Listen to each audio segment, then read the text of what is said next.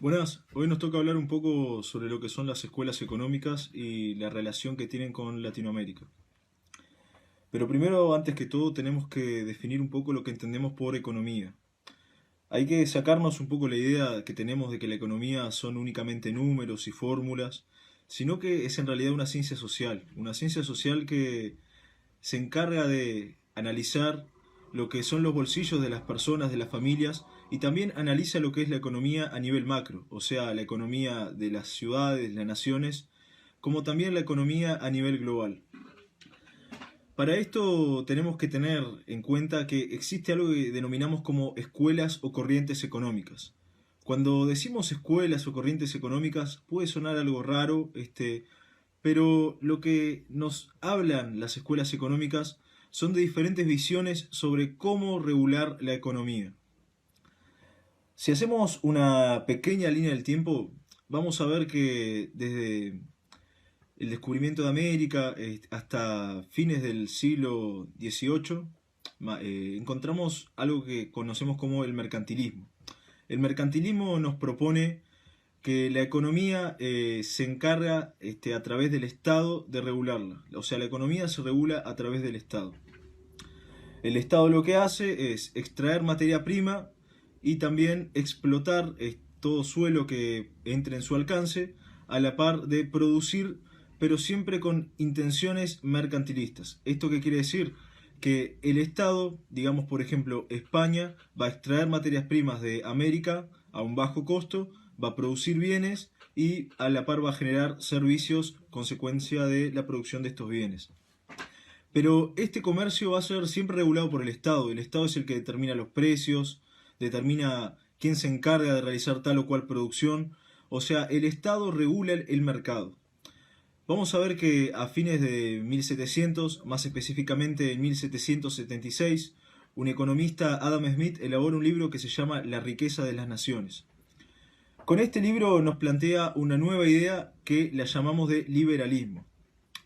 El liberalismo lo que nos habla es sobre el individualismo, nos habla sobre la propiedad privada, sobre la libre competencia y nos dice también algo muy importante, que el mercado se autorregula. O sea, el mercado deja de ser visto como algo determinado por los estados, sino que el mercado funciona por su propia cuenta, en base a lo que es la oferta y la demanda de los bienes y los servicios. Luego vamos a ver cómo esta idea del liberalismo agarra mucha fuerza en Inglaterra y más específicamente en Estados Unidos. Obviamente también lo hacen otros países, pero vamos a ver que Estados Unidos, luego de su independencia, es la que agarra con mucha fuerza esta idea y la explota al máximo. Y vamos a ver cómo a través de esta idea de un libre mercado, varios empresarios, varios emprendedores, varias personas con poder adquisitivo van a ingresar al mercado con diferentes productos, con diferentes servicios y lo van a explotar a partir de ese entonces. Y esta idea de liberalismo que está afianzada mucho con la propiedad privada, es decir, una persona produce con las personas que ésta contrate y el beneficio va a ser para ella. O sea, existe una inversión y luego existe un beneficio por esa inversión. Pero luego, a mediados de 1800, surge una idea totalmente contrapuesta, lo que conocemos como marxismo, en este caso enfocado a la economía, marxismo económico. El marxismo surge como respuesta a lo que es el liberalismo y también como respuesta a lo que es el capitalismo. Acá tenemos que hacer una diferencia bastante básica, que el liberalismo lo tenemos que comprender como una postura filosófica. Y al capitalismo lo tenemos que entender como la manera en que se produce. O sea, el capitalismo se basa en los medios de producción y tiene como fuente al capital como generador de riqueza. Pero no hay que confundir con el liberalismo. Cuando hablamos de capitalismo hablamos meramente de la producción y la manera en que se produce, y cuando hablamos de liberalismo hablamos de algo más a fondo. Hablamos de una ideología, una manera de pensar, una manera de ver el mundo, relacionada con la propiedad privada, el individualismo y el libre mercado. Como les comentaba, a mediados de 1800 surge a través de Marx y Engels una propuesta a través del libro que escribe Marx, El Capital, donde nos plantea algo totalmente distinto.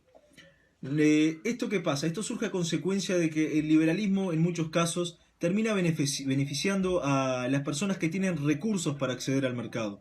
O sea, las personas que tienen poder adquisitivo para ingresar, invertir y luego sacar beneficios del mercado. Y acá vemos como las personas de clase media baja, muchas veces se convierten en simples asalariados. O sea, trabajan para la persona que tiene la capacidad de contratar y la capacidad de sacar beneficios por lo que se produzca. Y por lo tanto Marx ve aquí un problema, ve que esta sociedad favorece a una minoría y que por otro lado vemos a una gran mayoría, la población, que se ve dañada por esto y recibe bajos salarios por un trabajo que muchas veces es excesivo. Entonces él nos propone la idea de la propiedad colectiva, la idea de los medios de la propiedad colectiva de los medios de producción, la idea de un socialismo de mercado y la idea de que el hombre y la sociedad constituyen algo único, un par que no se puede separar. Algo totalmente distinto a lo que nos plantea el liberalismo. Acá ya vemos que hay dos posturas filosóficas enfrentadas. Mientras el liberalismo nos habla de un individualismo, de la capacidad de acceder a un mercado, el marxismo, de un punto de vista económico, nos habla de que no podemos acceder a un mercado porque este ya se encuentra saturado, sino que lo que hay que hacer es regular para que el Estado se encargue de los medios de producción y de regular la economía. Son dos ideas totalmente diferentes. Una nos habla de una libertad económica y otra nos habla de cerrar la economía desde un punto de vista de que el Estado debe regularlo para que se puedan sacar beneficios para la mayor cantidad de personas. Y vamos a ver que esta dualidad, estas dos ideas, van a mantenerse enfrentadas, inclusive hasta hoy en día se las mantiene como dos ideas enfrentadas. Pero vamos a ver que el tiempo sigue pasando y como les comentaba, Estados Unidos es el país que más se beneficia del liberalismo. Vamos a ver contraparte más adelante, a principios de 1900, a través de la Revolución Rusa, cómo se instaura el régimen socialista y a la par una economía marxista. Pero la idea del liberalismo es la que más se extrapola hacia otros países y la que es más redituable en muchos casos. Porque también tenemos que tener en cuenta que es la que más permaneció en el tiempo antes de que surgiera lo que es el marxismo. Entonces entramos a 1900, va a suceder la Primera Guerra Mundial. La Primera Guerra Mundial lo que pasa es que los países europeos se ven endeudados luego de que esta termina. Y Estados Unidos comienza a realizar préstamos a estos países.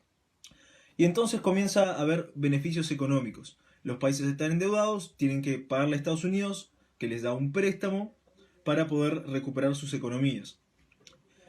Y se arman plazos de pago donde Estados Unidos va a recibir constantemente pagos de diferentes naciones. De Francia, de Alemania, por ejemplo, de Italia y de muchos otros países que acceden a este acuerdo. Pero vamos a ver cómo Alemania es un caso bastante particular, donde llega a un punto que no es más capaz de pagar esta deuda que tiene con Estados Unidos. Comienzan a imprimir billetes pensando que de esa manera van a poder recuperar la economía, pero sin embargo lo que genera la impresión de billetes muchas veces es una inflación. Puede ser algo denso esto que estoy tratando, pero voy a hacerlo lo más corto, lo más simple posible. Cualquier duda me consultan por el chat. Bueno, y vemos que Alemania se ve en una situación que no puede pagar las deudas que tiene con Estados Unidos. Y esta situación se va a replicar en otros países, donde se extiende la deuda o si no, simplemente se deja de pagar la deuda. Y entonces vemos como Estados Unidos deja de ver tanto beneficio. Pero al mismo tiempo Estados Unidos tiene una economía de mercado bastante fuerte. Vamos a ver que aparece algo que ya existía pero que toma mucha fuerza, que son las bolsas de valores. ¿Cómo funciona una bolsa de valor? Bueno, una bolsa de valor es un local físico donde las personas van e invierten en empresas. Es decir, una persona va a la bolsa de valores con cierta cantidad de dinero, invierte en una empresa y con el tiempo esa inversión le termina generando beneficios económicos. Por ejemplo, una persona invierte en Ford, por decir un ejemplo, $1.000 un día y a la semana probablemente tenga $1.200, por ejemplo. Pero se genera una inversión tan grande que ven que este mercado de inversión en bolsa de valores es bastante beneficioso y que solamente va a la alza, es decir, solamente va creciendo constantemente. Entonces vemos a varias personas que invierten en esta bolsa de valores. Personas de todas las clases sociales, personas adineradas, personas pobres, personas de clase media. Y llega un punto en 1929 que personas especialistas en la economía ven que este crecimiento en algún momento se va a detener y que cuando se detenga, como era tan constante, tan fuerte el crecimiento, va a ser más grande aún la caída. Y es entonces cuando varias personas de mucho poder adquisitivo comienzan a echarse para atrás y empiezan a retirar sus inversiones. Es decir, las personas van al banco y retiran lo que habían invertido en la bolsa de valores. ¿Esto que genera? Genera que haya una pequeña caída en la bolsa de valores. Y esto genera un gran miedo, porque la bolsa de valores iba solamente en crecimiento. Cuando hablamos de la crisis, que estamos hablando de la crisis del 29 o crack del 29, nos referimos a la bolsa de valores de Nueva York específicamente.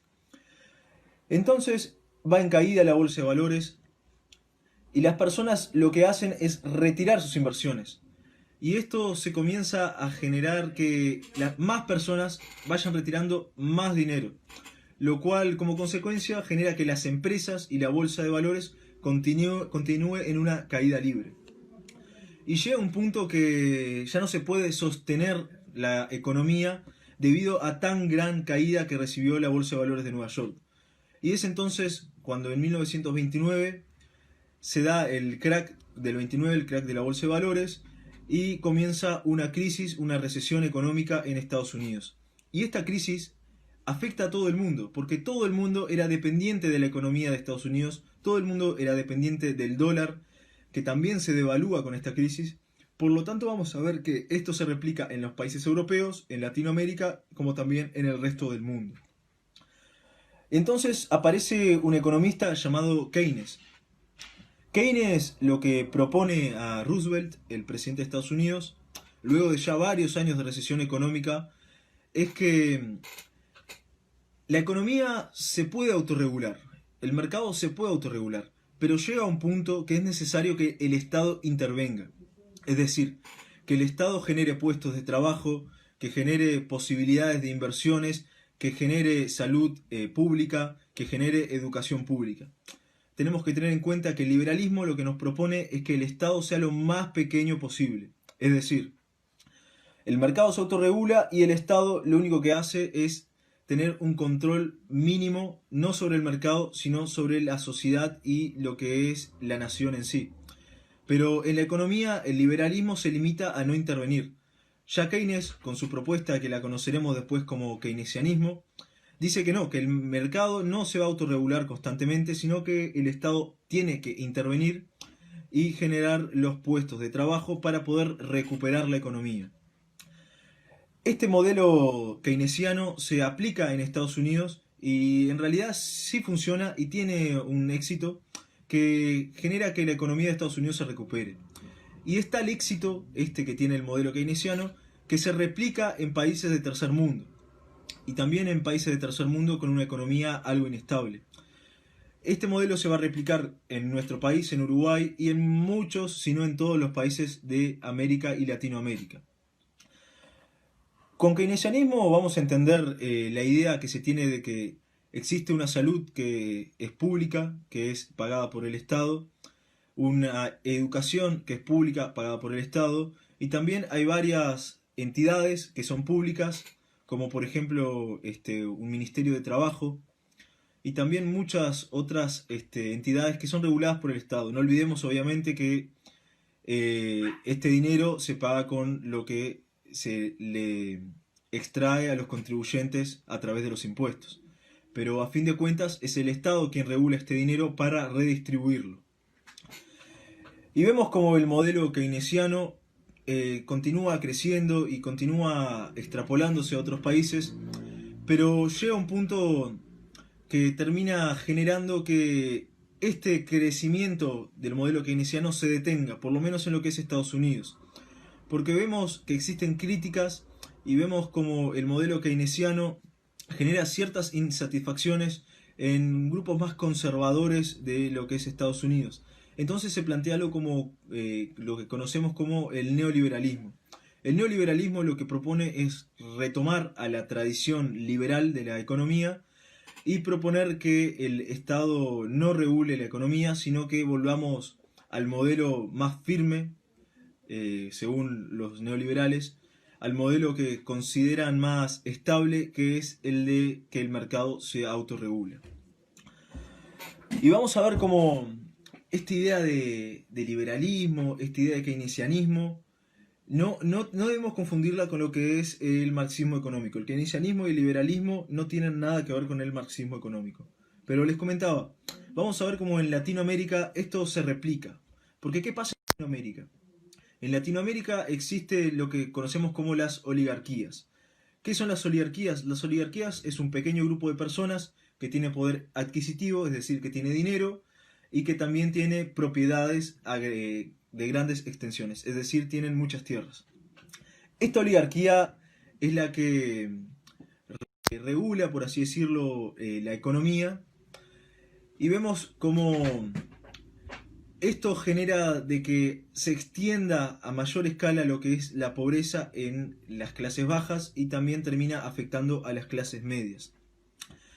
Pero como en América Latina hay una falta de infraestructura en las fábricas, en la manera de producir, vamos a ver cómo existe una gran inversión de los países europeos y de Estados Unidos. Inversión que termina generando que el mercado económico latinoamericano, hasta hoy en día inclusive, sea muy dependiente de las economías europeas y de la economía de Estados Unidos. Por lo cual vamos a ver cómo la crisis del 29 que sucede en Estados Unidos termina afectando fuertemente a América Latina. Las inversiones en infraestructura, las inversiones económicas de diferente índole terminan deteniéndose y terminan afectando la economía de América Latina. Porque por más que América Latina en la mayoría de los casos sea capitalista, es un capitalismo totalmente dependiente. Vamos a ver que no es hasta lo que conocemos como el modelo Easy, que nos propone que exista una producción local que autoabasteza el mercado local. Vamos a ver que hasta ese entonces, es decir, hasta mediados de 1900 en delante, América Latina, inclusive se mantiene hasta hoy en día, es algo bastante dividido en ciertos casos, tiene una economía totalmente dependiente. Al tener una economía dependiente, si el Estado, digamos Estados Unidos, del cual uno depende, entra en crisis, consecuentemente los países latinos van a entrar en crisis también. Y es ahí cuando justamente se afianza el modelo keynesiano en América Latina y muchos países empiezan a adoptar este modelo. Bueno, para no extender mucho este video, lo dejo por acá. Capaz después hago una segunda parte explicando un poco más a fondo, pero creo que se queden con la idea fundamental de lo que son los tres modelos económicos en los que nos basamos en la época contemporánea, que son el liberalismo económico, el keynesianismo y el marxismo económico. Y luego vamos a ver que existen también economías mixtas y que existen también el modelo, por ejemplo, neoliberal, que surgen más adelante en el tiempo. Un detalle que no quiero pasar por alto es lo que es el estado de bienestar. Y con esto ya termino el video. El estado de bienestar está relacionado con el keynesianismo. Y es aquello que les comentaba de que el Estado tiene que encargarse de brindar ciertos servicios básicos a la población, como son la educación pública, como son la salud pública y como son posibilidades de acceder a trabajo a personas con pocos recursos educativos o económicos. O sea, el Estado lo que va a proponer es un modelo en el cual todas las personas puedan acceder tanto a un poder adquisitivo mayor, o sea que consigan mejores trabajos, como también a servicios básicos para mejorar su capacidad de vida y también la de sus familias. Bueno, sería eso, les mando un saludo, cualquier duda me consultan en el chat, que pasen bien.